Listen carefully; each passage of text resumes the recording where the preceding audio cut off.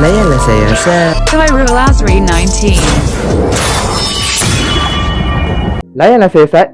Episod kali ini saya nak buat magic frame lagi dekat taman. Dan saya akan pergi dengan adik saya.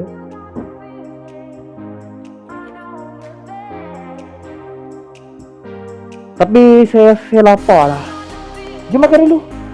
Okey dah.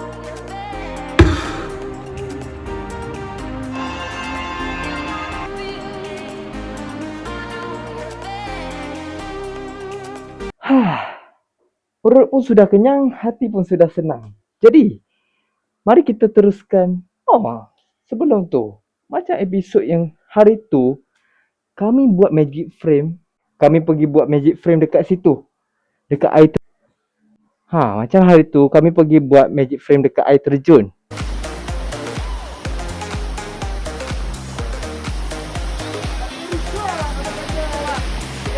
So, kali ni, kita perlulah buat dekat tempat yang lebih happy dan huru-hara sikit. Macam ni ketenangan, yang ni kehappyan. Macam tu. Ini jangan tengok. Ini gambar family saya tau. Jadi, let's go. So, sekarang ni dah sampai. Masa untuk kita melukis di kawasan sini.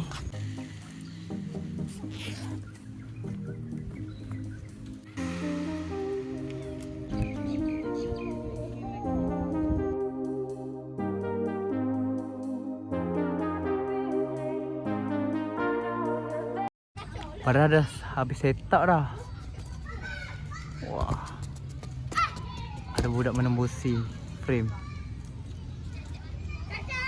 Jadi itu sahaja untuk episod kali ini. Yasakani no Magatama.